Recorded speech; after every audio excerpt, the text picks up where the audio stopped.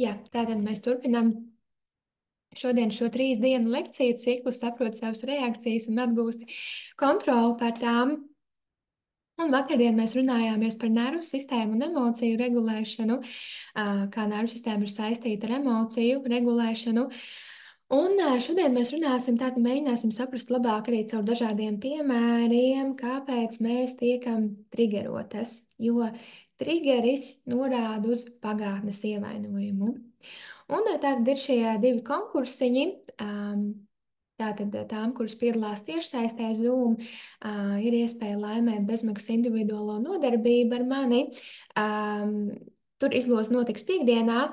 Un tad otrs konkursiņš ir, kad tu vari nopostot savā storijā, kā tu skaties šo lekciju, nu, attiecīgi kāds no mācības slaidiem, kas būs šodien.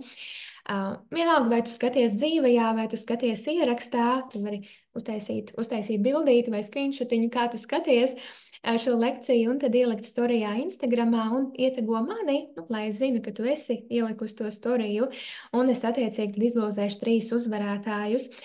Uzvarētājs, kas iegūs kursu iekšējais miers, kas arī palīdz strādāt ar nervu sistēmas nomierināšanu un triggeru sadziedēšanu un tā tālāk. Un tur tas konkurss ir spēkā līdz svētdienas vakaram arī tās, kuras skatās arī ierakstā, varēs paspēt to izdarīt, un tur izloze notiks pirmdienā. Un nedaudz arī par mani, tām, kuras varbūt šodien pirmo dienu pievienojās un nebija vakardien. Tātad es esmu holistiskas personīgās izaugsmes trenere un somatisko terapiju praktiķe. Somatisko terapiju tādā ziņā, kad es strādāju ar nervu sistēmu, ar šīm nervu sistēmas reakcijām, nu, līdz ar to ar ķermeni, nevis tikai ar prātu. Un es esmu apgūst un turpinu apgūt zināšanas un metodes, ko ir veidojuši tādi pasaulē pazīstami trauma eksperti kā dr. Gabors Matē, dr. Pīter Lavīna, Bessel van der Kok. Noteikti iesaku arī viņu grāmatas. Tiesa gan tās visas ir tikai angļu valodā, latviešu valodā nav izdot neviena no šīm grāmatām vēl. Un šodien tātad mēs runājam par to, kāpēc mēs tiekam triggeroti. Un iesākumam nedaudz atkārtojums no mūsu pirmās lekcijas. Tātad es iziešu cauri nelielam atkārtojumam no pirmās lekcijas, tad mēs runāsimies kādu pusstundiņu vai 40 minūtes par to, kāpēc tad mēs tiekam triggerotas. Un tad es kādus 5-10 minūtītes parunāšos par grupu programmu Taurenis, kas palīdz praktiskā veidā ar šīm visām lietām strādāt. Un tad arī beigās būs laiks jautājumiem un atbildēm.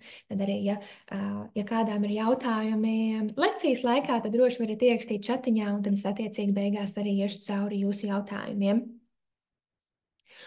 Un tā tad atkārtojumam no vakardienas lekcijas pretēji ierastajam teicienam viss ir tikai galvā, kas ir tāds, nu, manuprāt, iegājies teiciens, ko es dzirdu no daudziem, arī dzirdu no savām klientēm, kas mēdz teikt, ka tas ir kaut kas, ko viņas ir dzirdējušas, un tad viņām gribās sevi kritizēt, nu kāpēc es nevaru, kāpēc es netieku ar sevi galā, ja viss ir tikai galvā, kāpēc es netieku ar sevi galā.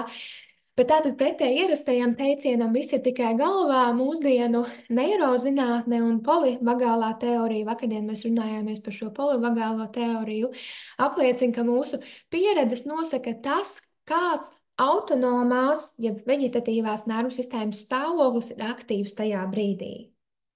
No tā attiecīgi izriet mūsu sajūtas, emocijas un domas, reakcijas un uzvedība. Tā kā mācoties apgūstot savu nervu sistēmu, tas ir visefektīvākais veids, kā mēs varam atgūt kontroli pār savu dzīvi, savām emocijām, domām un reakcijām. Tātad, ja ir aktīvs miera un drošības stāvoklis nervu sistēmā, tad mēs izjutīsim mieru un sazemētību un būs vieglāk veidot saikni ar citiem cilvēkiem. Un, ja aktīvs ir kāds no stresa stāvokļiem, tad mēs izjutīsim trauksmi, paniku, dusmas, depresīvus noskaņojumus. Un turklāt arī, kā mēs runājām vakardien, šajos stresa stāvokļos ir samazināta aktivitāte racionālajās smadzeņu daļās, tāpēc mums ir tik grūti domāt racionāli, kad mēs tiekam triggeroti. Un Tāda runājot par šīs dienas tēmu, kāpēc mēs tiekam triggeroti, tad ko vispār nozīmē triggeris? Šis triggeris tāda ir vārdiņš, kas iegājies no angļu valodas, un angļu valodā vārds triggeris ir pistoles mēlīte. Un arī ar šo līdzību, tā kā šī pistole un pistole var izšaut un ievainot tikai tad, kad tā ir pielādēta. Ja tā ir tukša, tad var spiest to mēlīti, cik grib, bet nekas nenotiksies, vai ne? Un, jā, tad ar šo pistoles līdzību mēs varam saprast arī, ko nozīmē tikt triggerotam, kad mēs runājam par emocionālajām reakcijām. Jo tad, kad mūsos ir daudz apspiestas emocijas, kas ir uzkrājušās no nesadziedētām pagātnes sāpēm un emocionālajām traumām, un bieži vien tās ir krājušās gadiem jau no agrīnas bērnības, tad mēs esam tā kā tādi pielādēti ieroči. Ja? Bet, kad mums ir sadziedētas tās emocijas un tās traumas, tad mēs esam kā šī izlādētā pistole, kas nešautu, kas palikt mierā, tā teikt.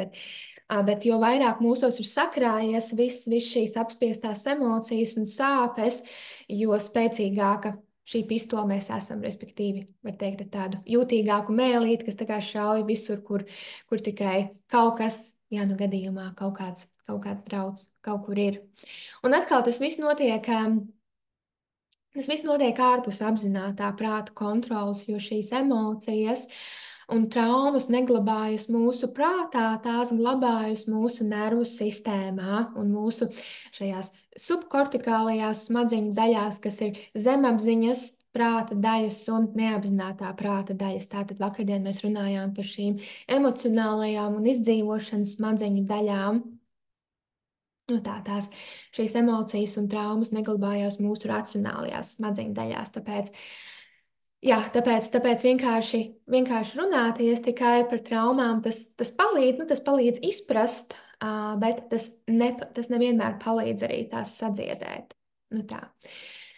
Bet jā, protams, ka mums ir vajadzīgs pirmais solis ir apzināti izprast un apzināties.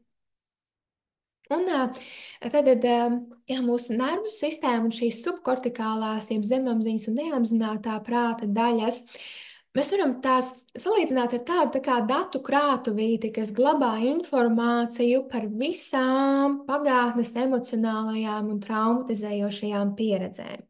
Un atkal mēs tās varam neatcerēties ar apzināto prātu. Tās var glabāties dziļi šajā neapzinātajā prātā un izpausties kā nervu sistēmas reakcijas. Un caur dažādām sajūtām, emocijām mēs neatceramies, kas tieši, bet mūsos ir tās sajūtas, emocijas. Tas ir tas, par ko šis viens no pasaulē pazīstamākajiem trauma ekspertiem Bessel van der Kolk, par ko viņš runā grāmatā Body Keeps the Score, jeb ķermenis atcerās. Mēs varam neatcerēties ar prātu, bet ķermenis atcerās.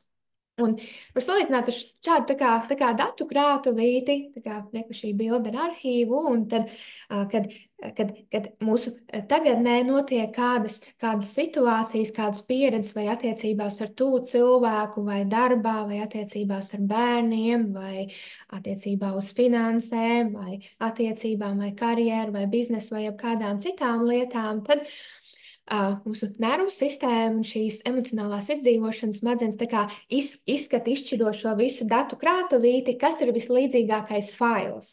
Protams, tas viss notiek ārpus apzinātā prāta kontrols, tā ir neapzinātā uztver, tā kā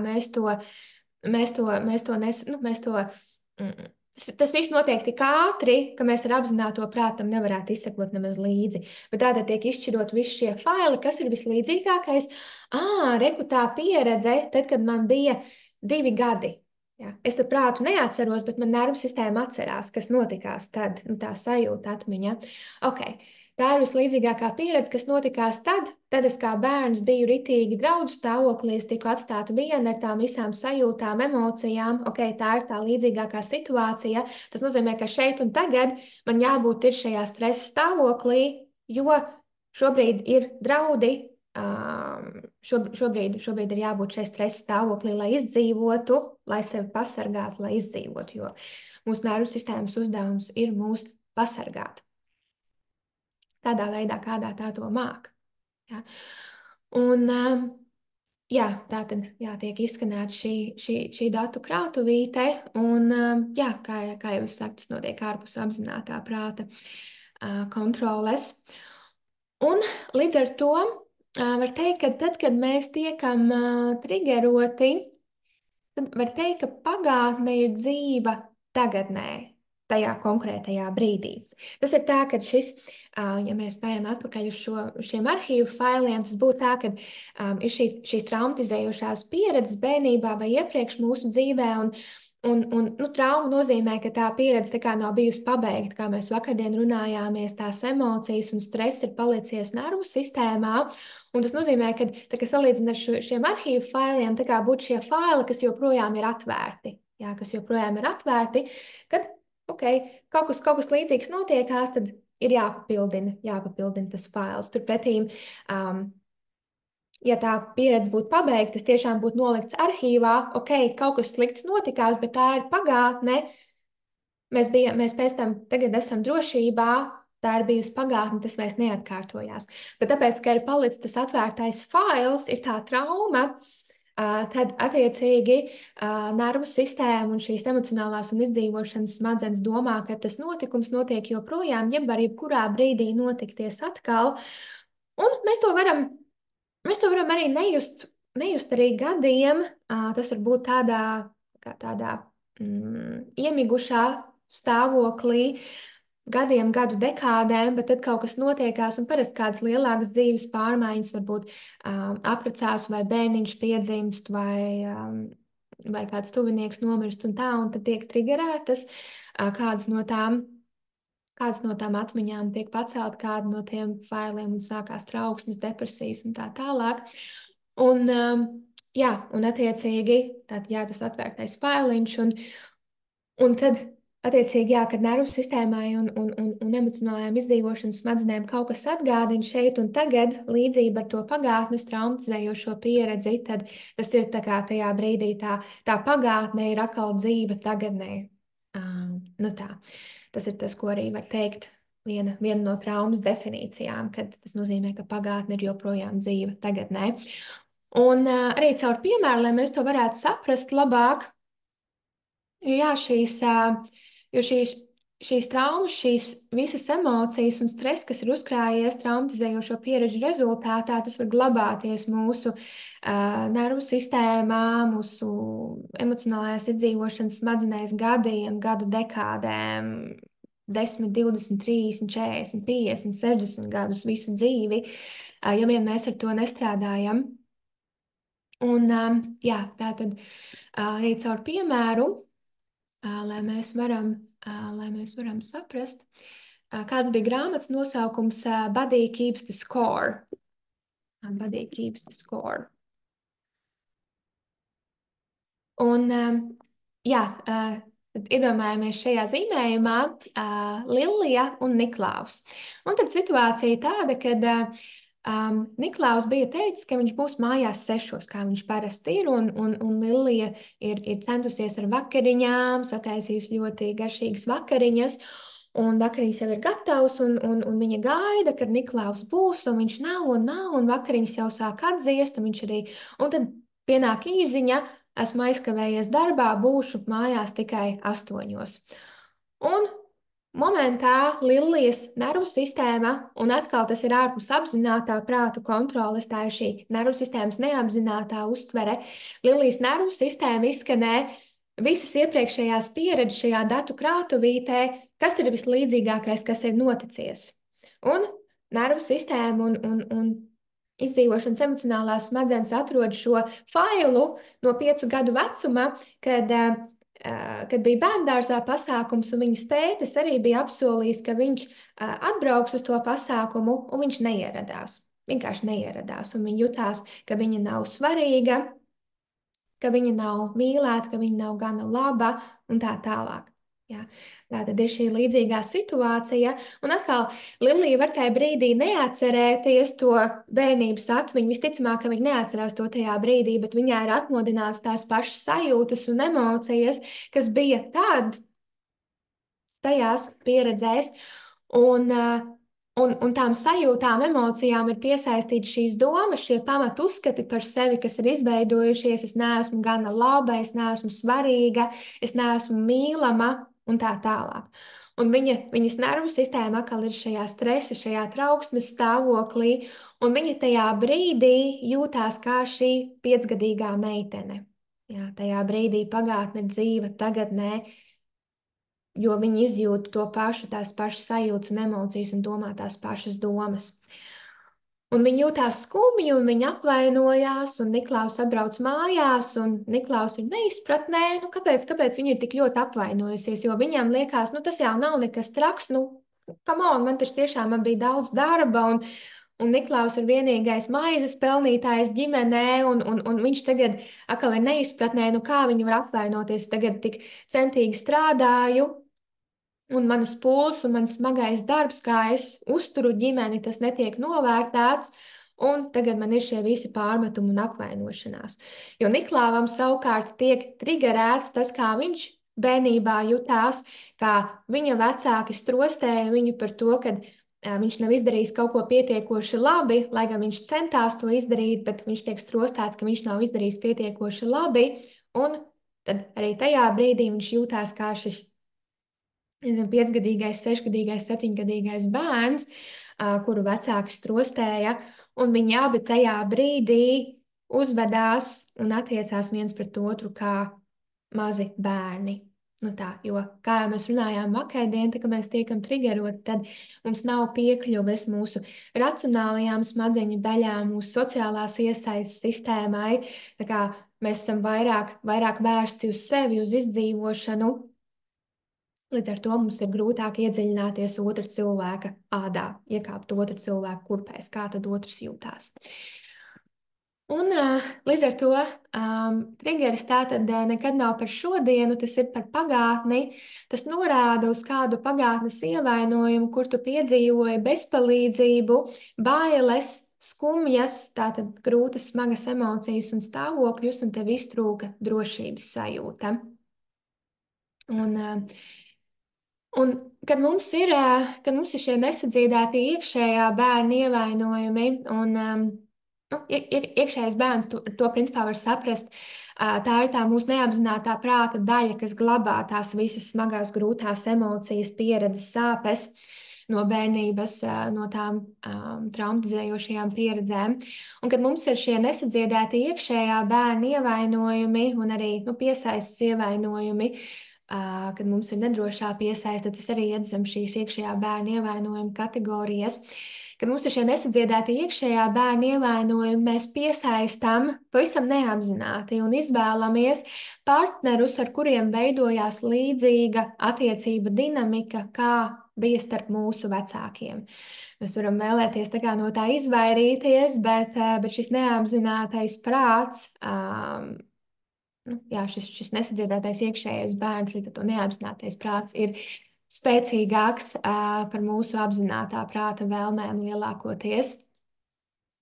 Un kāpēc tas tā notiekās, ir tādēļ, ka tātad šo bērnības pieredžu rezultātā ir izveidojušies dažādi pamatu uzskati par sevi. Tā kā, piemēram, es neesmu gana laba, es neesmu mīlama, es neesmu pelnījusi, man ir jāparūpējās par citiem, es nedrīkstu citiem cilvēkiem likt vilties, konflikti ir bīstami, nav droši atvērties un uzticēties, un vēl plejādi ar dažādiem citādiem uzskatiem, kas kuram ir balstoties viņa pieredzēs.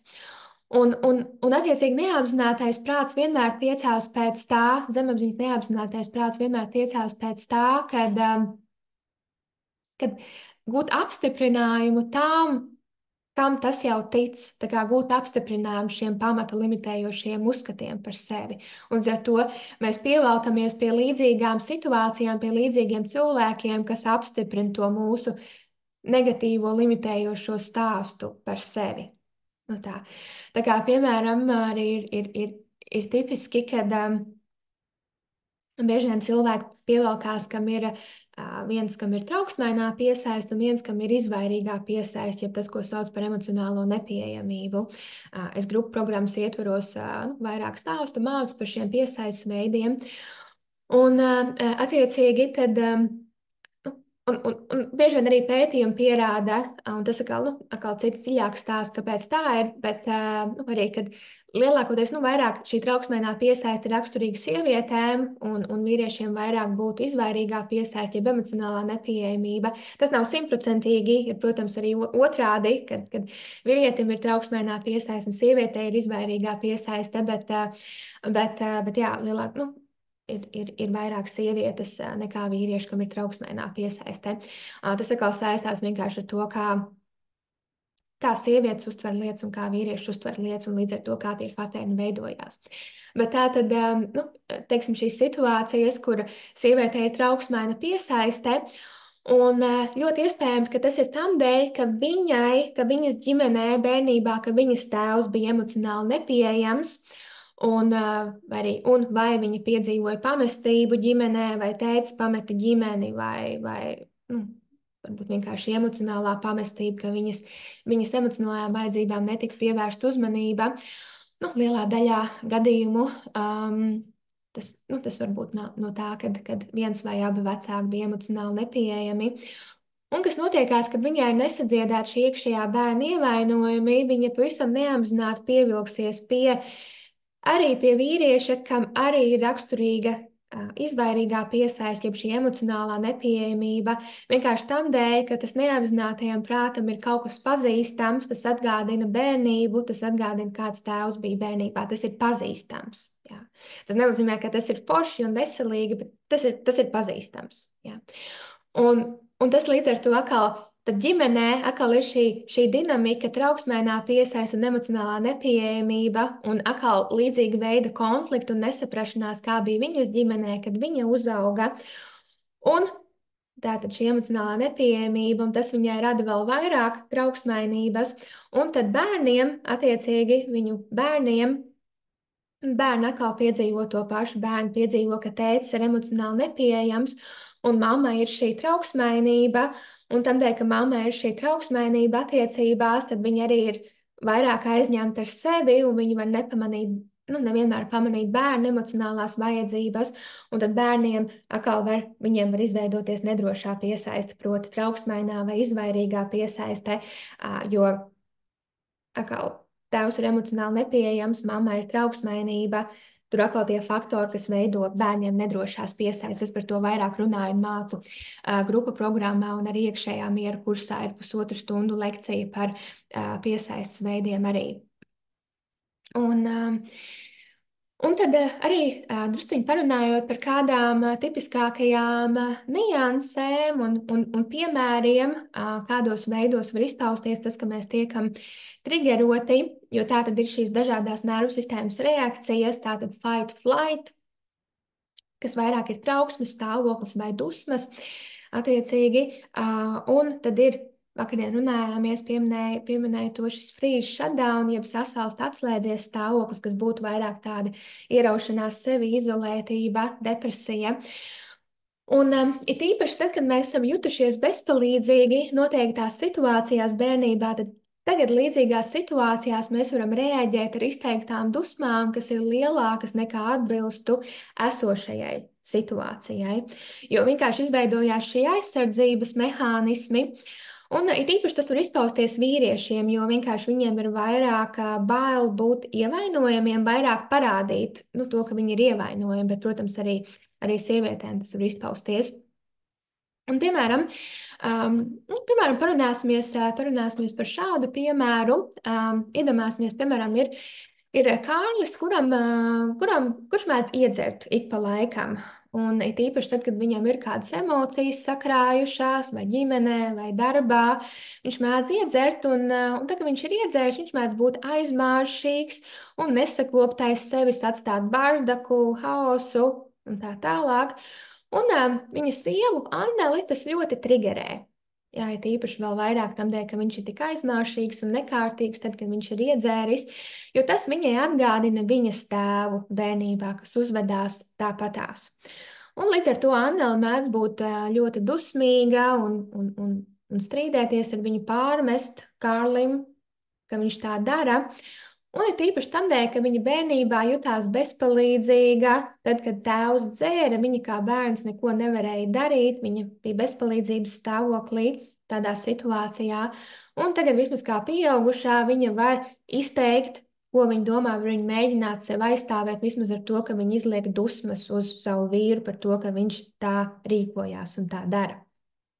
Un, protams, šajā aspektā ir gan, tās dusmas arī ir valīdas tajā brīdī tādā ziņā, ka ir normāli, ka mēs esam, ka mums nepatīkās, kad otrs ir iedzērs un nesakopjais sevis. Bet, protams, to dusmu stāvokli viņai vēl vairāk palielina, pastiprina tās bērnības pieredze, kas viņai bija. Un tad, un tagad Annela beidzot saprot, ok, viss man pietiek, visu laiku atkārtojās viens un tas pats, man pietiekās. Un nākamajā dienā, kad jau Kārlis ir skaidrā, tad Annele uzsāk strīdu, izsaka visu, ko viņa domā, izsaka Kārlim, ko viņa domā, kā viņa jūtās, ka viņai šis vairs nav ok, un viņa piedraud viņam, ja tas turpinās atkārtoties, tad es būšu spiesta pamest tevi, es būšu spiesta šķirties. Un Kārlis tajā brīdī, iespējams, viņā ir kaut kāda vainas apziņā no viņa dzeršanas, bet viņš tajā brīdī to nav gatavs atzīt, jo viņš sajūt šo apdraudējumu. Viņš jūtās tajā brīdī kā mazais puika, mazais Kārlītis, kuru māma strostēja par to, ka viņš neuzvedās kā pienākas, un māma viņam tika piedraudējusi, ka ieliks viņu bērnu namā, ja viņš neuzvedīsies kā nākas. Un viņš kā bērns piedzīvoja lielas bailes, kad māma tā darīja un teica, un viņš tajā brīdī ļoti apdraudēts, viņš jūtās kā šis mazais 5-gadīgais Kārlītis, un, protams, ka viņā ir aizsardzības reakcija. Kārlis tagad kļūst arī ļoti dusmīgs pretīm, un arī saka sievai visu, ko viņš tajā brīdī domā, visu, ko viņš jūtas tajā brīdī, sarunā neglītas lietas, kā viņa nesaprot viņu, kā viņa nav pelnījusi viņu, kā viņa nav pietiekoši laba un vēl visādas drausmīgas lietas, kas vēl vairāk triggerē attiecīgi Anneli. Un ir liels strīds un abi ir milzīgā stresa stāvoklī. Tas viens no piemēriem, kā var izpausties tas, ka mēs esam jutušies bezpalīdzīgi bērnībā, un tagad, kā pieaugušajiem, mums šī dusmu reakcija ir daudz asāka. Un tad arī, ja mēs runājam, piemēram, par šo freeze un shutdown, jeb sasalst atslēdzies stāvokli, citu nervu sistēmas stresa atbildes stāvokli, un tad varbūt arī tā, ka tad, kad mums nav bijis droši bērnībā paust savu viedokli un vajadzības, mēs esam pieredzējuši tikai negatīvus piemērus, kā risināt konfliktus. Mēs varam nonākt tajā, ko sauc par freeze shutdown, sasalst atslēdzies stāvokli, tiklīdz rodas kāds mazākais konflikts attiecībās. Kā tas var izpausties, parunāsim par šādu piemēru. Iedomāsimies, Stefānija un Patriks. Un Stefānijai un Patrikam bija strīds vakardien. Un Patriks bija teicis, ok, izrunāsim nākamajā dienā, visu sakārtosim to, izrunāsim nākamajā dienā, rīts gudrāks par vakaru. Un Stefānijai viņai ir svarīgi izrunāt lietas un sakārtot lietas, izrunāt tās, jo Stefānijai ļoti nepatīk konflikti. Viņa bērnībā tika pieredzējusi, ka konflikti nozīmē nedrošību. Viņa bērnībā tika piedzīvojusi ģimenē tikai negatīvos piemērus konfliktiem. Un viņa izjūt lielu trauksmi un stresu, ja viņai ir konflikts ar kādu tīpaši ar mīļoto cilvēku. Un viņa ļoti bieži vien mēdz vainot sevi šajos konfliktos, un viņa izjūt lielu nospiestību. Tad, kad Stefānijai ļoti svarīgi izrunāt šo situāciju, tā kā viņa gaida, tagad Patriks nāks mājās no darba šodien, un viņi varēs beidzot izrunāt un sakārtot to vakardienas situāciju. Bet šodien Patriks atnāk mājās, viņš ir noguris, viņš atnāk mājās, skatās TV un scrollē telefonu, un likās, ka viņš ir pavisam aizmirsis, ko tad viņš apsolīja, ka viņš apsolīja izrunāt vakardienas situāciju. Un Stefānija jūtās līdz ar to Stefānija jūtās tā kā iesprostota. Viņa ir šajā frīzes sasaluma stāvoklī, ka viņa nevar ne šo, ne to. Viņa nevar atstāt to situāciju, jo neizrunāts lietas liek viņai būt trauksmē, un ir šī ruminēšana, un viņa nevar nomierināties. Bet viņa nespēja arī pati atkal pacelt šo tematu, jo viņa jūtās tā, ka, ja nu viņa atkal sāks pārmest kaut ko, tad Patriks apvainosies un negribēs runāt ar viņu, un situācija būs tikai sliktāka. Un arī šīs viņas bailes un trauksme par vēl lielāku konfliktu sāsinājumu arī ir spēcīgas. Nu tā, līdz ar to viņa jūtās, ka viņa nevar ne šo, ne to, un viņa visu vakaru nespēja būt produktīva, nespēja padomāt ne par ko citu, kā tikai ruminēt par to esošo situāciju. Nu tā, viņa šo notikumu rezultātā, tāpēc, ka viņa bērnībā tika pieredzējusi, kā konflikti ir nedroši, un viņai ir šī vainas sajūta, nesadziedāts iekšējā bērna ievainojums. Viņa jūtās tajā brīdī kā mazs bērns, bezpalīdzīgs. Nu tā, tad tas būtu vēl no kādiem piemēriem, un tad arī vēl par kādu piemēru.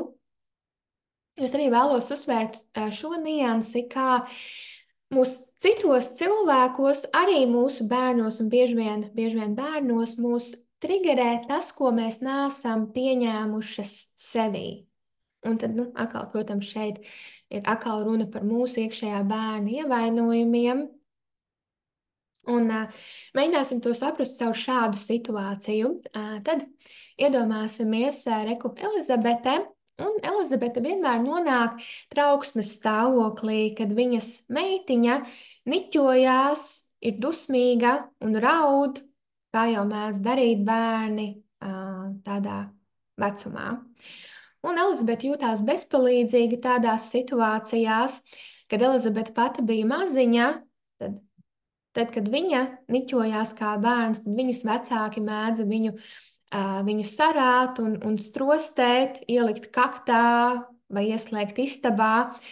Un viņa pavisam noteikti to negrib darīt savai meitiņai, jo priekš viņas bērnībā viņa atcerās tās kā briesmīgas pieredzes. Viņa negrib savai meitiņai tā darīt. Jā. Bet viņa ikreiz, kad viņas meitiņai ir šīs dusmas vai raudāšana, tad viņa ir trauksmes stāvoklī, jo viņa nezina, ko darīt ar šīm emocijām. Viņa izjūt šo trauksmi. Viņa vienkārši cenšas kaut ko izlabot, sakārtot apkārtējā vidē, lai meitiņai būtu labi, bet tas nevienmēr palīdz atrisināt šo situāciju un nomierināt viņas meitiņu. Un viņa tiek triggerota, viņa nonāk šeit trauksmes stāvoklī dēļ bērna emocijām, jo viņa pati sevī nav varējusi, viņai nav bijis iespēja vēl pieņemt, integrēt sevī šīs emocijas, dusmas, skumjas.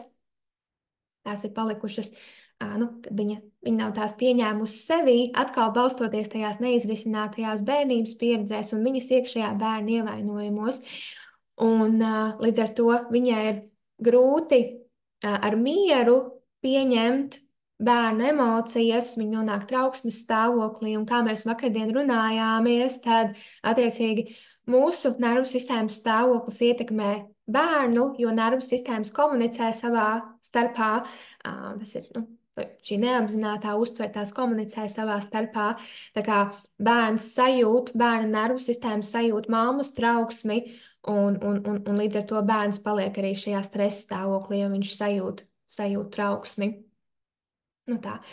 Un tāpēc arī viena no efektīvākajām lietām, es teiktu īstenībā efektīvākā lieta, ko mēs varam darīt, arī lai mūs mazāk triggerotu bērnu emocijas un bērnu uzvedība, ir sadziedēt savus iekšējā bērna ievainojumus, lai varētu pieņemt savas emocijas, savas apspiestās emocijas pieņemt, un tās daļas sevī, ko mēs neesam pieņēmuši, un kad mēs varam pieņemt sevi pilnībā un savas emocijas, mums būs vieglāk arī pieņemt bērna emocijas un uzvedību tajā brīdī, un līdz ar to palikt miera stāvoklī, lai mēs varam ar savu regulēto nervu sistēmu regulēt bērnu nervu sistēmu. Nu tā. Jā, tad tas būtu tas, un tad attiecīgi tad mēs nonākam. Tad vispār mums beidzās mācīšanās daļa šodienas lekcijai, tad es tagad parunāšos 5 minūtītes par grupu programmu, un tad mums būs laiciņš jautājumiem. Tad es skatos, ir jau čatiņā kādi jautājumi, tā kā arī varat vēl sarakstīt jautājumus čatiņā, un tad mēs iziesim cauri jautājumiem. Bet jā, tātad. Jā, parunāšos pāris minūtītes par šo gaidāmo grupu programmu, kas sākās jau nākamajā trešdienā, 22. maijā. Un šī grupu programma ir tiešām transformējoša programma, lai mēs arī praktiskā veidā varam strādāt ar šiem tematiem, ko mēs apgūstam šo lekciju ietvaros. Jo gal galā tās nav tikai teorētiskās zināšanas, kas mums palīdz, bet tiešām, ka mēs to liekam lietā savā ikdienā. Un šīs grupu programmas ietvaros ir tātad daudz praktiskie rīki un somatisko terapiju metodas, gan lai mēs varētu strādāt ar savu nervu sistēmu, ar nervu sistēmas nomierināšanu, tātad rīki gan trauksmes, stresa, nomācošu emocionālo stāvokļu mazināšanai, gan arī mēs dodamies cauri dažādām, es vadu cauri dažādām terapeitiskām meditācijām, arī iekšējā bērna dziedināšanai, lai arī sadziedētos iekšējā bērna ievainojumus un līdz ar to atjaunot sevī emocionālo stabilitāti, sadziedāt savas reakcijas un varētu pārvaldīt savas reakcijas. Un šī programma tātad balstās 3 pamatprincipos, ko es visu gadu laikā, kopš esmu bijusi personīgās izaugsmes industrijā un attiecīgi arī apgūstu somatisko terapiju metodes. Šīs 2 lietas, nervu sistēmas regulēšana, iekšējā bērna dziedināšana, tas ir tāds pamatiņš, kas mums palīdz gūt tiešām transformējošas pārmaiņas, jo tas strādā ar to, tas strādā ar saknēm, tas strādā ar neapzināto prātu. Jo tāda šī programma nav tikai teorētiska mācīšanās par to, kā vajag, bet arī ļoti praktiskā veidā, caur praktiskiem rīkiem un transformējošām terapeitiskām meditācijām. Tātad viens no pilāriem ir šī nervu sistēmas stresa stāvokļa apzināšanās un regulēšana ar dažādiem vingrinājumiem. Tad iekšējā bērna ievainojuma dziedināšana, strādājot ar zemapziņas un neapzināto prātu, ar dažādām terapeitiskām meditācijām, kurām es vadu cauri mūsu grupu nodarbībās. Un tad arī tā visa iemiesošana, integrēšana, šis embodiment, kā tagad mūsdienīgi to sauc. Tātad tas arī ir, ka mēs palīdzam mūsu nervu sistēmai un neapzinātajam prātam uztvert un likt reaģēt citādāk, jo tās patiesās pārmaiņas notiekās nevis tikai tad, kad mēs ar apzināto prātu saprotam, bet arī tad, kad pārmaiņas notiek mūsu neapzinātajā prātā un nervu sistēmā. Un tātad šie rīki un terapeitiskās meditācijas palīdz arī piekļūt strādāt ar mūsu nervu sistēmu un neapzināto prātu.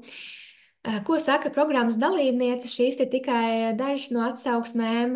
Tagad pagājušajā nedēļā beidzās pirmais programmas rauns, kas bija ļoti, ļoti veiksmīgs. Ko meitenes saka?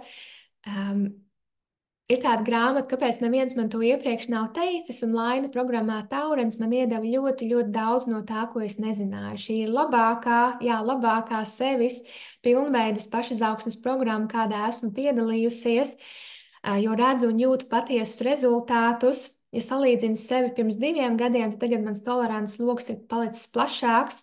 Es ar empātiskāku un mazāk nosodošu skatu skatos uz citu cilvēku rīcību, un programma man palīdzēja izkāpt no people pleasing kurpēm, kuras pēdējos gados nu jau spieda.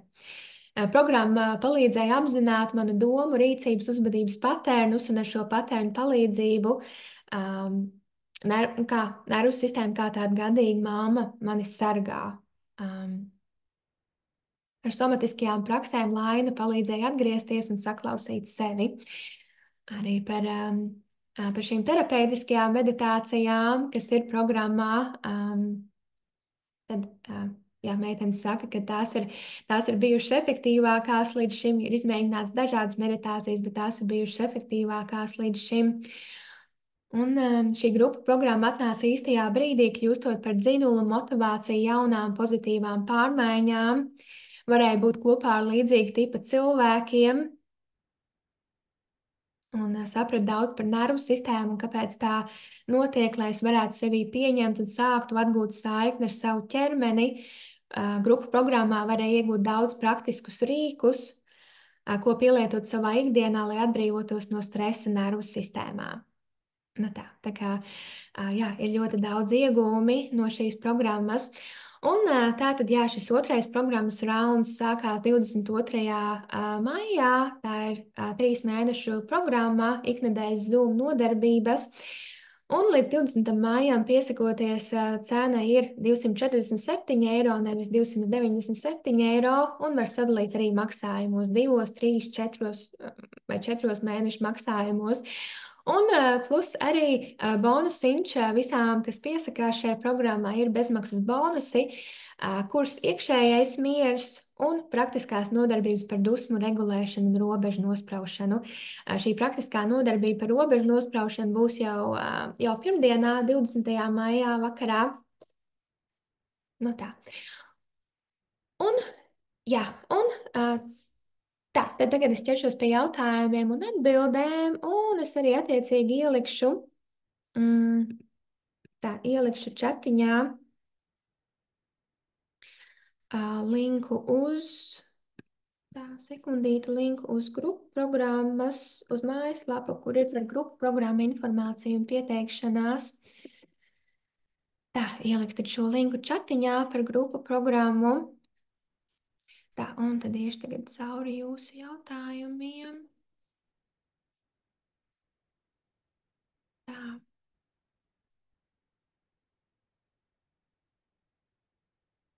Kāpēc vienu triggero vairāk un ietekmē vairāk, cik tu praktiski nemaz?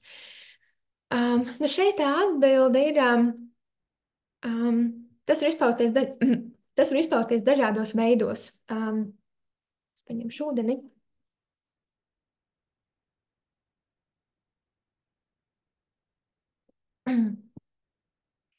Tas var izpausties dažādos veidos. Varbūt arī tā, ka mēs nepamanām, ka kaut kas otru cilvēku triggero, bet otru cilvēku tas triggero. Mēs parasti vairāk pamanām, ka cilvēks ir tajā fight-flight stāvoklī, jo tas ir acīm redzamāk, bet cilvēks ir freeze shutdown stāvoklī, tā kā ieslēdzies, noslēdzies sevi un neizrāda, mēs varam to nepamanīt. Plus arī ir šie visi šīs visas people pleasing, izpatikšanas citiem tendences un labās meitenes sindromu un tā tālāk, kas izveidojuši to patērnu, ka cilvēks neizpauž, nerāda, kā viņš patiesībā jūtās ar šī maska, kad viss kārtībā, es neko nepārdzīvoju, man viss kārtībā. Tā kā varbūt, ka triggero, vienkārši mēs nezinām, nepamanām, kas notiek patiesībā iekšā cilvēkā. Bet varbūt arī, protams, kādus cilvēkus vairāk triggero, kādus cilvēkus mazāk triggero. Un tad šeit būtu tā lieta par izteikti jūtīgiem cilvēkiem. Man ir kāda postiņa, ko es esmu rakstījusi par izteikti jūtīgiem cilvēkiem, un tad ir gan iekšējā miera kursā, gan arī grupu programmā ir lekcija, man tur, kur es runāju, video lekcija, kur es runāju vairāk stāstu par izteikti jūtīgiem cilvēkiem. Un ieteikumiem izteikt jūtīgiem cilvēkiem, jo izteikt jūtīgiem cilvēkiem vienkārši jūtīgāk nervu sistēma, un līdz ar to tas viss, kas ir noticies, arī tās traumatizējošās pieredzes bērnībā, izteikt jūtīgi cilvēki vienkārši var vieglāk tikt traumatizēti. Līdz ar to kādas pieredzes, kur kā bērni esam piedzīvojuši stresu, grūtas, smagas emocijas, sāpes, tas ir atstājis lielāku ietekmi uz mums, spēcīgāku ietekmi uz mums, uz mūsu nervu sistēmu nekā kādiem cilvēkiem, kas ir mazāk jūtīgi. Jā? Un tad, protams, kā mēs šodien runājām, ka triggeri vienmēr saistās ar bērnību, ar pagātnes pieredzēm, pagātnes traumatizējošām pieredzēm, tad ir loģiski, ka izteikti jūtīgi cilvēki arī vairāk tiek triggeroti, jo viņu nervu sistēma vairāk glabā šīs pagātnes emocijas un sāpes un šīs traumatizējošās pieredzes, jo mazāk jūtīgiem cilvēkiem kaut kas nav bijis tik ļoti traumatizējoši. Jā. Kā veselīgi izvēlēties partneri, kurš būs tā drošā piesaiste ar veselīgām mīlestības izpausmēm, nevis piedzīvot regulāri visu to, kas nedara un dara pāri? Jā, nu šis tāds plašs jautājums, nu, nevis plašs jautājums, bet um, nu jā, tāds, nu tā, jā, nu principā jā, tāds plašāks, dziļāks jautājums. Mana pirmā atbilde būs tik un tā strādāt ar savu iekšējā bērnu ievainojumiem, vismaz apzināties tos, un tad attiecīgi arī nu, apzinoties tos un, nu, protams, vēl labāk, ja mēs varam tos sadziedēt, bet, protams, tas ir process, ka mēs to sadziedējam, tad mēs vienkārši vairāk nepievilksimies pie tādiem cilvēkiem, tad mums būs. Nu, mēs jau uzreiz pamanīsim, ok, re, kur ir tie sarkanie karogi, red flags otrā cilvēkā, kas mums nav pieņemami, kas liecina, ka ar to cilvēku nebūs veselīgas attiecības. Bet vismaz arī tas, ka mēs apzināmies savus patērnus, apzināmies savus iekšējā bērna ievainojumus, tad arī mēs varam līdz ar to būt apzinātāki, tā kā ieturēt pauzīti attiecībās tādā veidā, ka nesteigties uzreiz, bet ieturēt pauzīti un pavērot to cilvēku, dot sev laiku, dot attiecībām laiku un pavērot cilvēku, ok, vai ir vairāk sarkanie karogi vai ir vairāk zaļie karogi, respektīvi sarkanie karogi, kas liecinātu par toksiskumu otrā cilvēkā, kad ar to nebūs veselīgas attiecības, un zaļie karogi, kas liecina, ka otram cilvēkam ir veselīga, drošā piesaiste. Un kā pārprogrammēt to pazīstamo neveselīgo uz jaunu, veselīgu, drošu? Nu jā, šī ir tāda lieta, nu, nu jā, tā ir tāda lieta, šī pārprogrammēšana, tas nav tik vienkārši tā kā pateikt, ok, reku 3 soļi, kā uzstādīt mērķus. Pirmais solis, apzināties mērķi, otrais uzraksta mērķi, trešais vizualizē mērķi. Ja? Tas nav tik vienkārši tāds process. Uh, šeit ir tās, nu, kā es strādāju ar klientiem, un arī grupu programmā, individuālās programmās, kad mēs ejam cauri tādam terapeitiskam procesam, kas ir tāds garāks terapeitisks process, ne gluži tā kā meditācija, bet nu, tiešām tāds tā kā terapeitisks process, kur es vadu sakonektēties ar to neapzināto prātu, zemapziņas neapzināto prātu, un tādā veidā mēs to pārprogrammējam. Nu tā, jo tas tomēr prasa sakonektēties ar iekšējo bērnu, sakonektēties ar tām emocijām, kas glabājas zemapziņas neapzinātajā prātā. Bet atkal, nu, tas atkal jādara no tādas spēka pozīcijas, lai mēs nekļūstam pārņemti ar tām sajūtām, emocijām. Nu, tā kā tas ir drusku komplicētāks process. Nu, tā. Arī nu, ikdienā, kā mēs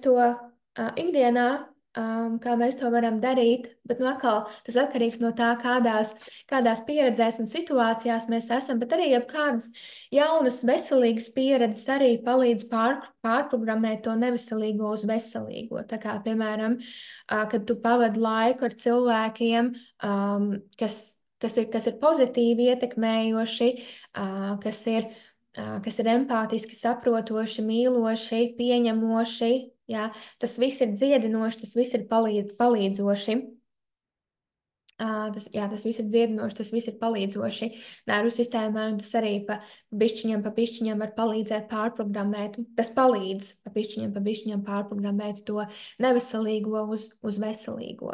Nu tā, bet nu jā, no visa tā, ko es esmu līdz šim apguvusi, arī nu, gan no savām personīgās izaugsmes studijām un apmācībām, gan arī no somatisko terapiju apmācībām un dažādiem kursiem, tad nu, tas tomēr tā sakonektēšanās ar iekšējo bērnu, sakonektējoties ar neapzināto prātu, tas ir ātrāks un efektīvāks process. Nu tā. Kā pareizi būtu rīkoties sievietei situācijā ar Patriku? Jā, um, nu jā, šeit būtu tas, kad pirmkārt pievērst un apzināties, tas īstenībā jau tā kā mūs ieveda mūsu rītdienas tematā, kad mēs arī, nu, parunāsimies drusku vairāk, ko tad darīt, kad mēs tiekam trigerotas. Un tas, kad pirmkārt, kad tu apzinājies, ka tu pamani, kāda reakcija tevī ir, kā tas tevi trigero. Jā, un ka tur atpazīst, ok, vai šajā brīdī es šo situāciju redzu racionāli, jeb šajā brīdī es šo situāciju uztveru kā mazs bērns, jo manī ir šī iekšējā bērna nesadziedēti ievainojumi, un līdz ar to es šo situāciju uztveru emocionālāk nekā tas ir. Un tas var palīdzēt arī to, kad tu vari arī nu, sākt, arī kaut vai apzinoties, tu vari sākt iesaistīt savu racionālo prātu, kas tika aizgājis offline, bet arī ar apzinātību, ka tu pamani, kas notiek tevī, kas notiek tavā ķermenī, kā tu reaģē, tad attiecīgi tu arī vari apzināties un pamanīt un sākt iesaistīt atkal savu racionālo prātu un arī mēģināt līdz ar to sākt iejusties otrādā, otru kurpēs, ok, kas otram cilvēkam varētu būt noticies, vai tas tiešām ir tam dēļ, ka otrs cilvēks negrib ar mani runāt, ka es neesmu svarīga, ka viņš tā reaģē, ja varbūt viņš vienkārši tiešām tik ļoti noguris no darba, bijusi stresaina diena, ka tagad vēl runāt par kādām konflikta lietām, tas var būt viņam pārņemoši. Jo dažādi cilvēki reaģē uz lietām dažādi, balstoties uz savām pagātnes pieredzēm, un atkal varbūt šim tai piemērā šim Patrikam, viņam var būt arī konflikts, tā kā doma par konfliktu, par runāšanos, par to rada tādu pārņemtības stāvokli, ka viņš arī pats nonāk tādā ritīgā shutdown, atslēdzies stāvoklī, ritīgi izolējās, ieraujās sevi, izolējās, tā ir viņa nervu sistēmas reakcija uz to. Tā, un tad arī ir tāda vairāk sapratni, var palūkoties, ok, kā otrs cilvēks jūtās, ok, varbūt tas nav par mani, un kāpēc viņš tā reaģē, un tiešām varbūt šajā brīdī viņam nav īstais brīdis par to runāt, un es varu paciesties, pagaidīt. Vai arī, attiecīgi, tad, kad mēs nomierinamies, jo tur tā lieta, kamēr mēs esam stresa stāvoklī, tad viss, ko mēs teiksim, kā mēs vakardien runājām, tas tikai vēl vairāk aktivizē stresa stāvokli otrā cilvēkā. Bet, ka mēs varam paiet maliņā un nomierināties, un attiecīgi, es arī jums rītdien iemācīšu kādu vienu vai divus somatiskos vingrinājumus nervu sistēmas nomierināšanai, arī attiecīgi, ko var pielietot tādos brīžos, un kad tu vari nomierināties, un tad tu vari nomierināties, un tad jau esot tādā sazemētākā stāvoklī, tad jau tu racionālāk, mierīgāk vari to situāciju izrunāt un pateikt, kā tu jūties, un kāpēc tev ir svarīgi izrunāt šo situāciju, šo konfliktu. Un otrs cilvēks to neuztvers kā draudu, jo tu neesi stresa stāvoklī, tu esi miera stāvoklī. Tā. Jā, es jums rītdien arī iemācīšu divus somatiskos vingrinājumus, un tad ir daudz dažādi, kad var izvēlēties sev piemērotākos un dažādām situācijām piemērotākos somatiskos vingrinājumus.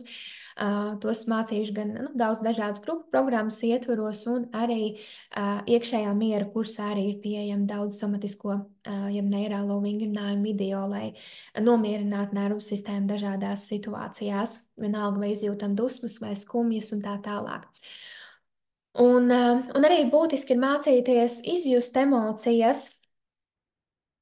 Var paskatīties manā profilā, kādus mēnešus atpakaļ paskrolēt, tur ir par emociju izjušanu, un tad es arī caur dažādiem piemēriem un tehnikām arī gan grupa programmā, gan arī iekšējā miera kursā mācu, kā izjust emocijas, lai nevajadzētu tās apspiest.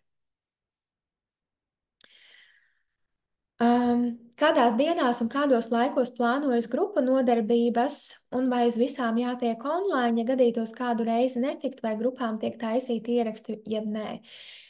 Jā, tātad kādās dienās un kādos laikos vismaz viena grupiņa, es skatīšos, cik tad mums būs grupiņas atkarībā no tā, cik pieteiksies šodienu laikā līdz 20. maijam, un tad attiecīgi, cik būs grupiņas. Vismaz viena grupiņa būs trešdienu vakaros 6:30, un tad par citiem laikiem, par citām grupiņām, tad attiecīgi es arī izsūtīšu balsošanas anketu Jā, daudz runāju.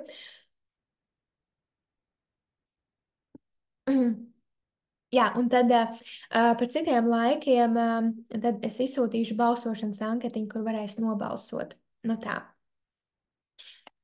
Tā kā jā, vismaz viens laiks, trešdienas 6:30. Un tad, attiecīgi, jā, skatīsimies, vai un kāda cita laiciņa atkarībā no tā, ko sabalsos. Un vai uz visām nodarbībām jātiek online? Nē, absolūti nē. Arī būs pieejami ieraksti, un tur visi ieraksti un visi materiāli būs pieejami neierobežotu laiku, tā kā arī, lai tiktu līdzi vai lai atkal skatītos vēlreiz savā ritmā, tā kā absolūti nav obligāti un var arī nostīties online. Tā kā, ja kāda nodarbība sanāk izlaist, tad tas nekas un varēs noskatīties ierakstu un tikt līdzi arī. Jā, nu tā.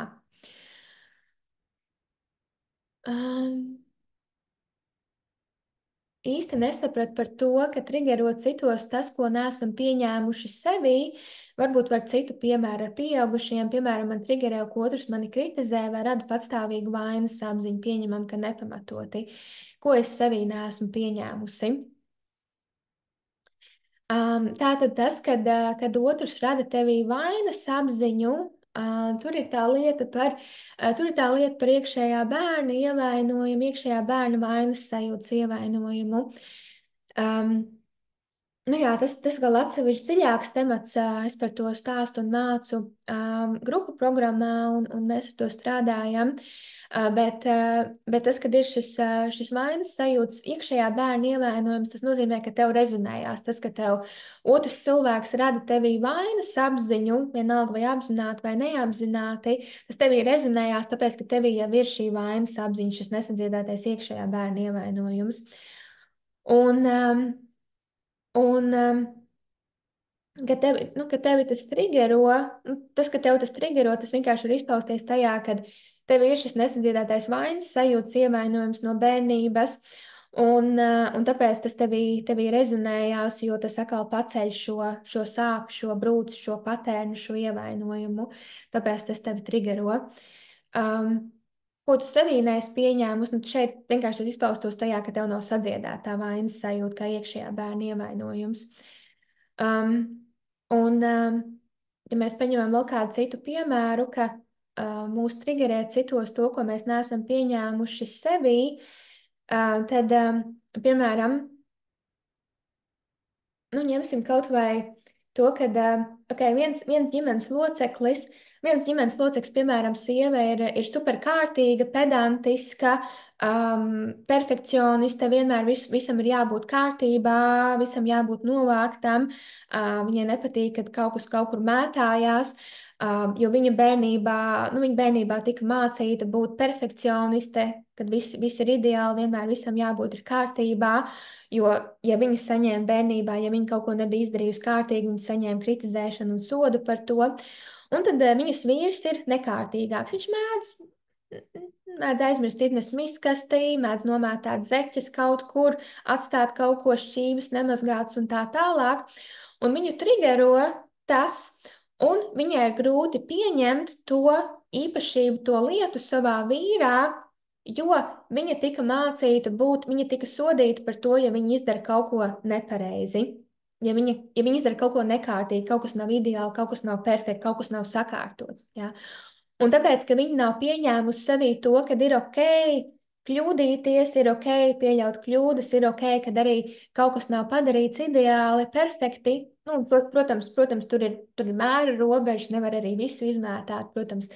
Arī tas aspekts, bet šajā gadījumā es vairāk runāju par to, ka viņai ir tik ļoti prasīga pret savu vīru, un viņa tik ļoti triggero tas vīrā, kad viņš kaut ko atstāja nekārtīgu, atstāja kaut kur zeķes vai kaut ko tādu, jo viņa nav pieņēmusi sevī to, kad drīkst arī kaut ko aizmirst, izdarīt, drīkst arī kaut ko neizdarīt, drīkst arī nebūt perfekta, drīkst arī kaut ko nesakārtot. Nu tā, tas tā kā viens no piemēriem. Ir vēl daudz un dažādi piemēri. Tas bija pirmais piemērs, kas man nāca prātā, bet jūs varat padomāt arī vienkārši par to, kas jūs trigero citos cilvēkos, un padomāt, ok, tas, kas man trigero otrā cilvēkā, vai es to esmu pieņēmusi sevī. Tā kā, jo mūsos arī ir nu, tās lietas, tās īpašības, tā kā šajā piemērā, ko es minēju, um, nu, šī sieva, šajā piemērā, ko es minēju, šī sieva, viņa glabā šīs bērnības pieredzes, kur viņa ir piedzīvojusi kā bērns, ja viņa izdara kaut ko nekārtīgi, neizdara pietiekoši labi, tad viņa tiek sodīta par to, tā kā viņa glabā šīs visas emocijas, kaunu un tā tālāk. Un tāpēc, ka viņa to nav pieņēmusi sevī, tāpēc viņa tik ļoti triggerē otrā cilvēkā, kad otrs cilvēks tā dara. Un, protams, nu, arī mēra robežas, cik daudz otrs cilvēks ir nekārtīgs, un tad arī ir, nu, protams, kādā brīdī jānosprauž robežas, bet um, jā. Tieši biju domājusi uzdot jautājumu par to, ja triggero bērns. Es to sev novēroju, patiesībā uzreiz to nevarēju nosaukt vārdā, bet kādu laiku atpakaļ to nosauc par triggeri. Piemēram, meitiņa triggero, kad raud. Nevis vienmēr, bet tad, kad kaut ko cenšas demonstrēt, ietiepjas, iespītējas. Pat tā, kā esmu teikusi sev besī, un tieši ar meitu, nevis dēliem. Sevī saklausīja gan Stefānija, gan Elizabete minētajos piemēros.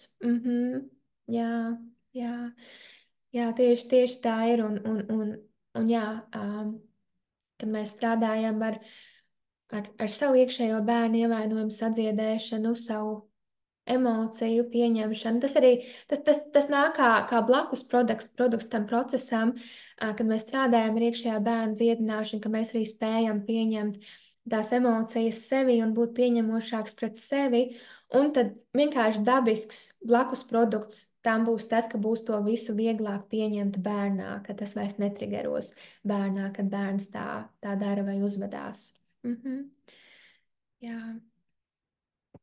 Sanāk, ka jāiepazīst savs un partneri iekšējais bērns, tad uzzinās, kādi aizsarga mehānismi darbojas strīda laikā, un volā, viss skaidrs būtu forši, ja tik viegli būtu arī praksē. Jā, nu, protams, jā, tur tā lieta ir, kad mēs ar apzināto prātu ātrāk apstrādājam un saprotam šo, bet tā informācija arī jānokļūst tām pārmaiņām. Tās pārmaiņas notiek tad, kad arī mūsu neapzinātais prāts un nervu sistēma arī ir uz borta, tā teikt, arī to saprot un pieņem. Un tas, protams, nav, nu, tas nav tik vienkārši process, kā vienkārši par to parunāties. Tas prasa treniņu, apzinātību, iekšējo dziedināšanos. Bet, protams, tas ir iespējams, kā jau es minēju pašā sākumā. Tas viss ir iespējams. Ir iespējams to visu sadziedēt un izmainīt. Es pati esmu, nu, tā kā, kad es atskatos savu dzīvi, tā kā, kāda es biju, un jūs arī varat, nu, kuras nav skatījušās, ir manā Instagram profilā, story highlightos, tur ir mans stāsts caur dažādiem storijiem. Es kādus mēnešus atpakaļ nopaustoju savu stāstu, tad arī varat palasīt par manu ceļojumu, iekšējo ceļojumu, drusciņu par manu dzīves stāstu, un arī kā šī iekšējā bērna dziedināšana ir tiešām palīdzējusi, jo kā es saskatos, kāda es biju, kā es rēģēju uz lietām gadus 5, 10, 15 atpakaļ, un kā es tagad uztveru lietas un tieku ar sevi galā, nu tie ir diametrāli divi pretēji, nu pilnīgi divi pretēji cilvēki. Un tā. Ja vecāks nestrādā ar savām bērnības traumām un destruktīvi un traumatiski turpina rēģēt uz bērnu, emocionāli uzbrukt ar vārdiem un dusmām un viņu triggerēt čup ar lietām, bet visu projicē atpakaļ uz otru un vaino otru. Jā, tā ir.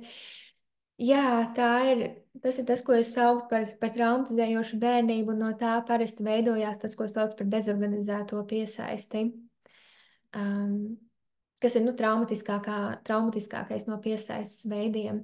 Vai bērns pats sadziedējot savus bērnības traumas, palīdzētu arī vecākam un beigtu mammu triggerot, um, jo tas destruktīvi ietekmē bērnu, tā ka varbūt nav vērts vispār komunicēt, vai tas ir paša vecāka darbs.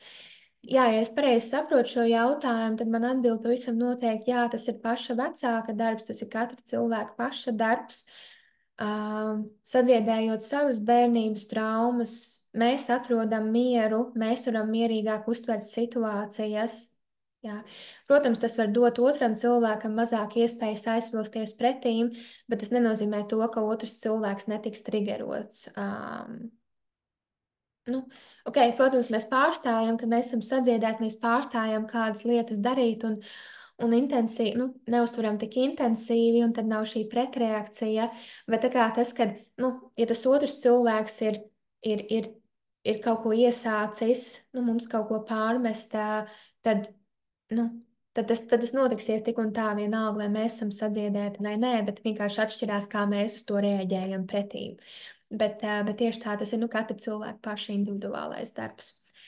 Protams, mēs dziedinamies arī caur attiecībām, bet tur ir jābūt šai apzinātībai, ka otrs cilvēks arī ir gatavs strādāt ar sevi un apzināties un strādāt ar sevi. Jā, jā, tik vērtīgi pavadīt trešdienas vakars, kā vienmēr kaut ko jaunu paņemt sev un raisīt veselīgas pārdomas. Jā, jā. Jā, man prieks šeit redzēt gan manus individuālos klientus, gan grupu programmas klientus arī, kas ir pievienojušās. Jā. Um, vai šīs traumas, kuras veido triggerus, nākotnē var veidoties visu mūžu garumā, vai tomēr tas ir izteikti tikai bērna vecumā? Īstenībā labs jautājums. Parasti tomēr tas bērnu vecums ir visintensīvākais, jo tad mēs esam tā teikt visvieglāk ievainojamie, nu, veidojās šis mūsu priekšstats par sevi un kā mēs redzam pasauli. Mēs šo priekšstatu par sevi un kā mēs redzam pasauli, mēs to balstam šajās agrīnajās attiecībās, kas mums ir ģimenē, kā vecāki izturās pret mums, kā vecāki reaģē uz mums, kā vecāki izturās savā starpā, ko mēs pieredzam agrīnajās bērnības ģimenes sociālajās situācijās, tas tomēr veido to pamata ietvariņu. Protams, traumas var veidoties visas dzīves garumā, bet tik un tā arī tās traumas, kas veidojās arī kā pieaugušo vecumā, nu, ja mēs runājam par emocionālajām traumām, šeit ir šoka traumas un ir attīstības traumas.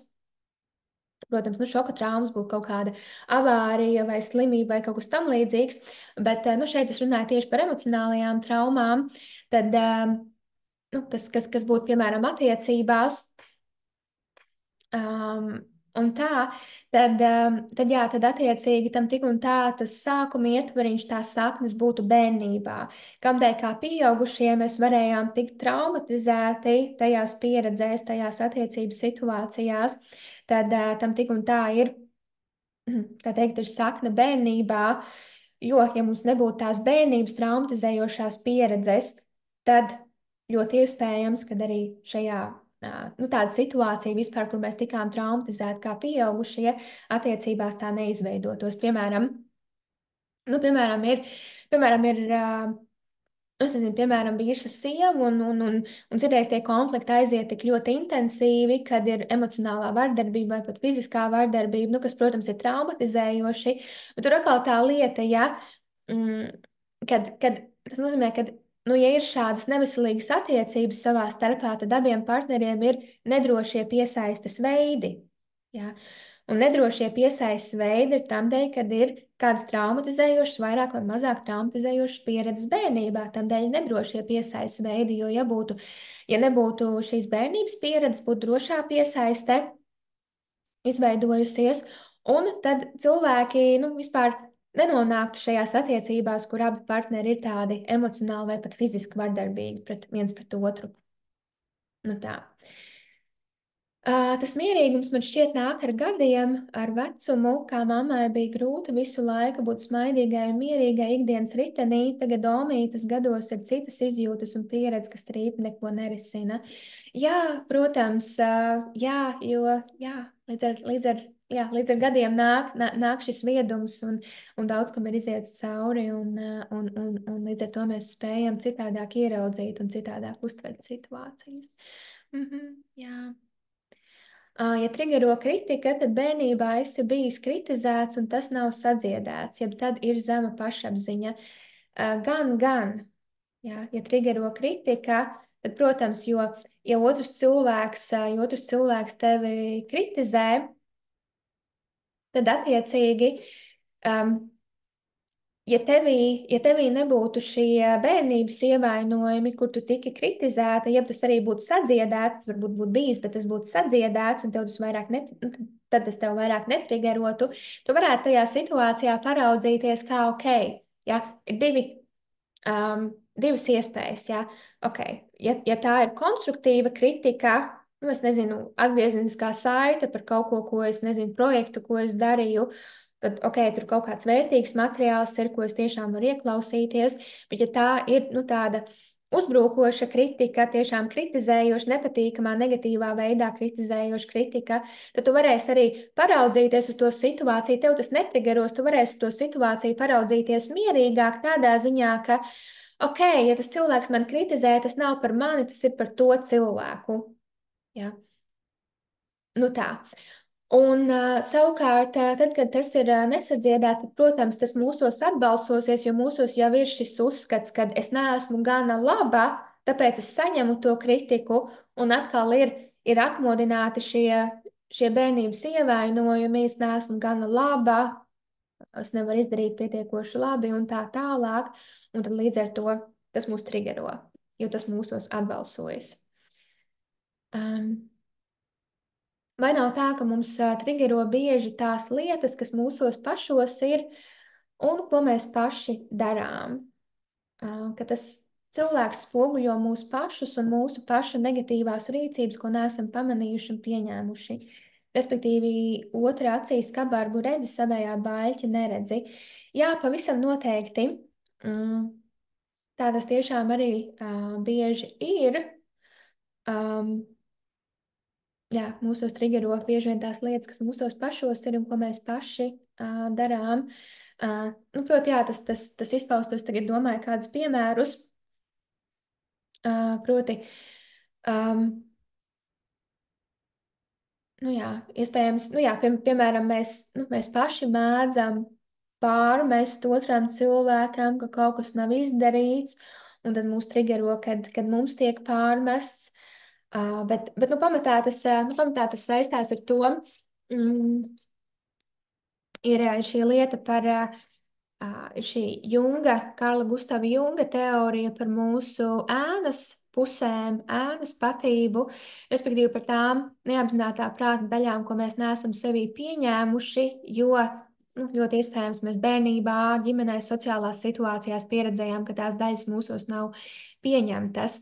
Un tad mēs tā kā ir izveidojušies šie aizsardzības mehānismi, mēs jūtamies, ka nav labi, ka nav droši paust tās daļas sevī, bet tad kaut kādās situācijās sanāk parādīt, paust tās daļas sevī, ko mēs neesam pieņēmuši, no kā mēs kaunamies, kādi slikti paradumi vai kādas, nezinu, kādas īpašības, kādi paradumi, kas liek mums, nezinu, kas liek mums justies tā, ka mēs kaut kādā ziņā izgāžamies dažādās situācijās, vai ka mēs varam tikt nepieņemti un tā tālāk. Un tad tās lietas, ko mēs neesam pieņēmuši sevī, jā, mūs triggera otrā cilvēkā, un kad mēs pamanām, piemēram, šo paradumu vai šo īpašību otrā cilvēkā, tas mūs triggero, mums ir kaut kāda reakcija uz to. Jā, nu tā, ok. Jā, tad es redzu, ka ir cauri jautājumi, ka vairāk nav jautājumi. Ja varbūt ir kāds jautājums vēl, tad ir vēl pāris minūtītes un varam parunāties.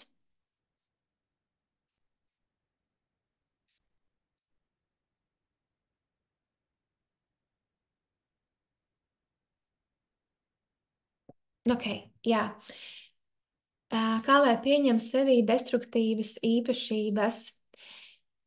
Jā, tas ir process. Tas ir process, protams, soli pa solītim. Pirmkārt, jā, tā ir apzināšanās. Tas liekas nepareizi no visām pusēm. Tas nav nepareizi, bet kaut kas, kas ļoti var palīdzēt, ir paraudzīties, kā tas, ko mums ir grūti sevī pieņemt, šīs destruktīvās īpašības, kā tas, nu, šis tā teikt, tāds skatījums, tās domāšanas veids ir man ļoti palīdzējis. Un, kad mēs paraugamies, kad um, šīs destruktīvās īpašības sevī, kā tās atspoguļo mūsu nesadziedēto iekšējo bērnu, to daļu mūsos, kas reprezentē mūsu bērnībā. Jā, dažādās bērnības pieredzes, kur tas izveidojās. Un ka mēs varam uz to tā paskatīties, ok, tas, ko es sevī tik ļoti nevaru pieņemt, tas, ko es sevī kritizēju, tas patiesībā ir šī mazā nobijusies, sāpinātā manis versija, es kā bērns. Tad vai es tiešām gribu turpināt sāpināt šo bērnu, kas jau tā ir bezpalīdzības stāvoklī, kas jau tā piedzīvo to stresu un tās grūtās, smagās emocijas, vai es ar savu kritizēšanu vēl vairāk, vai es ar savu kritizēšanu vēl vairāk vēlos sāpināt un atstumt to daļu sevī. Nu tā. Un tad arī, nu es arī, tagad man bija kādi pausti Instagramā, kurus runāja par sevis kritizēšanu un eirozinātas perspektīvas. Tas arī kaut kas, kas man arī palīdzējis tā, ka kaut vai šī, nu, tas, tas, kad es zinu, ka, ok, kā neirozinātnes pētījumi pierāda, ja es sevi kritizēju, tas to stāvokli vēl tikai pasliktina un man ir grūti izmainīt sevi. Ja? Tā kā tas nozīmē, ka es sev kritizēju par tām destruktīvajām īpašībām, tad tas padara to situāciju tikai sliktāku, un man ir grūtāk izmainīt tās lietas sevī, ko es gribu izmainīt. Ja?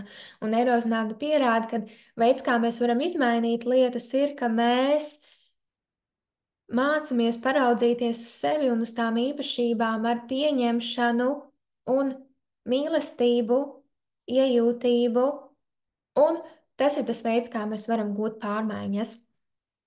Es atkal atgriezīšos pie, ja mēs gribam šo vairāk apgūt, dziļāk apgūt, jo es zinu, ka sevis kritizēšana ir problēma ļoti daudziem cilvēkiem, un tas atkal saistās ar bērnības pieredzēm.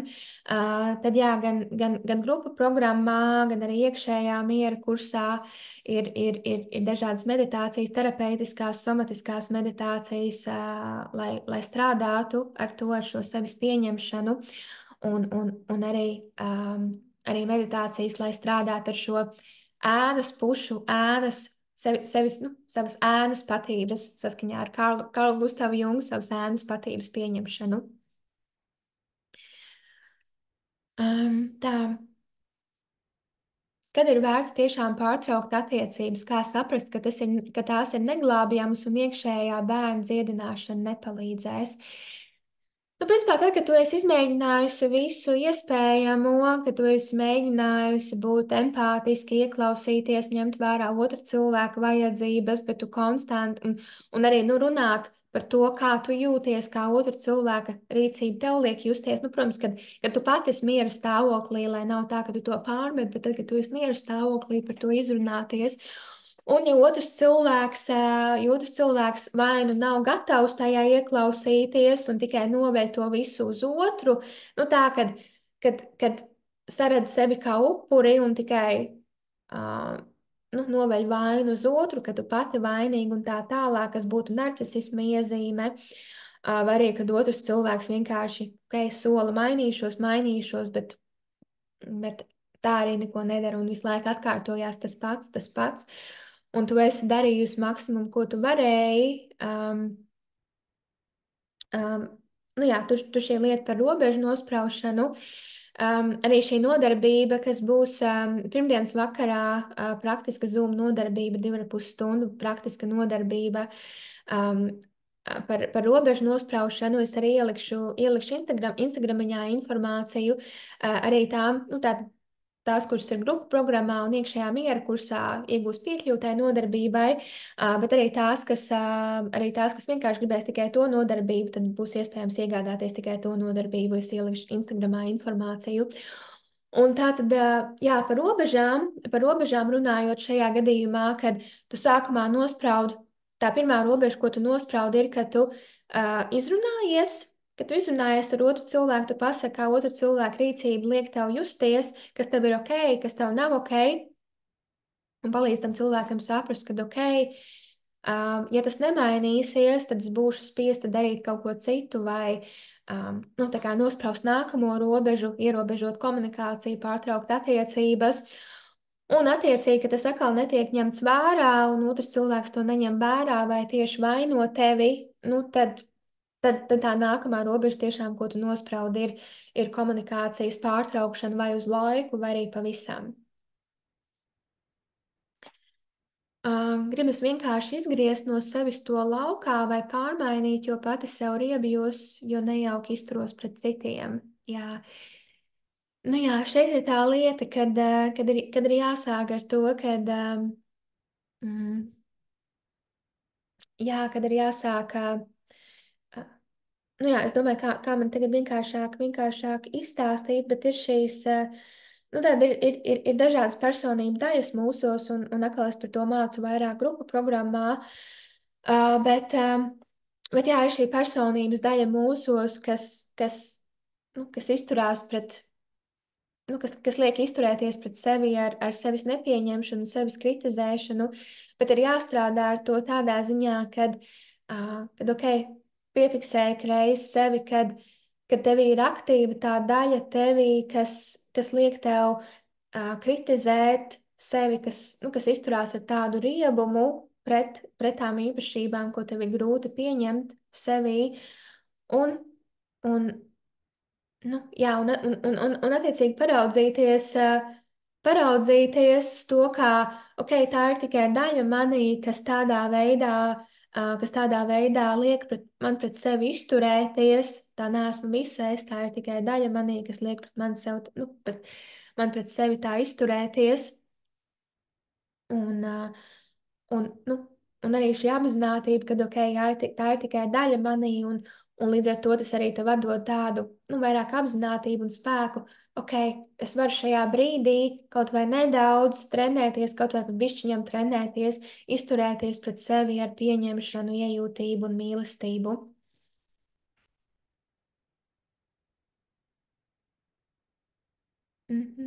Toties man ir pretēji riebjos sev, ka neiestājos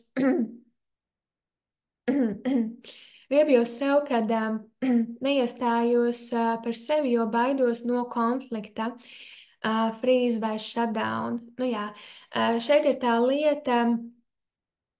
Šeit ir tā lieta par izpatikšanu citiem cilvēkiem, jo tā, ka mums ir bijusi šī tendence izpatikt citiem cilvēkiem, nu, respektīvi nenospraust robežu, grūtības pateikt nē, tad, tad tā ir tā lieta, ka mūsos arī ir aktīva tāda kritizējoša sevis daļa, kur mēs mēdzam sevi kritizēt par to, ka mēs nespējam, nevaram nospraust robežas. Nu tā, bet atkal šī sevis kritizēšana, tas nav veids, kā panākt tās pārmaiņas, tas nav veids, kā izmainīt šo patērnu, bet pieņemšana, iejūtība. Nu tā. Um, Ja ir vēlme par šo uzzināt vairāk un pastrādāt ar šo, tad atkal gan grupu programmā mēs šo strādājam, gan šī nodarbība, kas būs, nu, seko līdzi informācijā, bet nodarbība, kas būs pirmdienas vakarā par robežām, tā arī strādās ar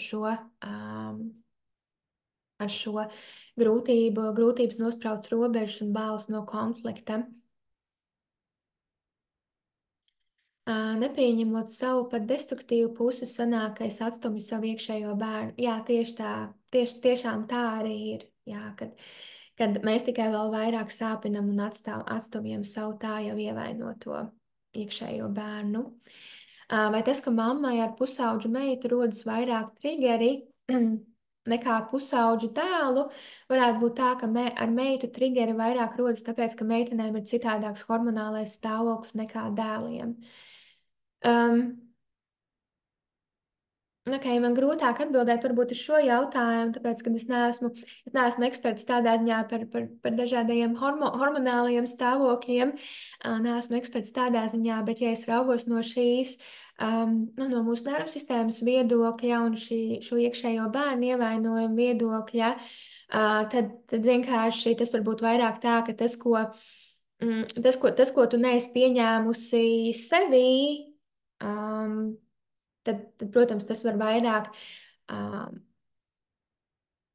tas var vairāk triggerēt meitā, jo vienkārši, nu, kaut kādi uztveres veidi, kāda ir meitenēm un kāda ir puikām, vienkārši, ka tavai meitai ir līdzīgāki veidi, taviem veidiem, kā tu bērnībā uztver kādas lietas un kā tu rīkojies un kā tu jūties un domāji. Un tas, kas ir neizstrādāts tevī, nepieņemts tevī, tad trigero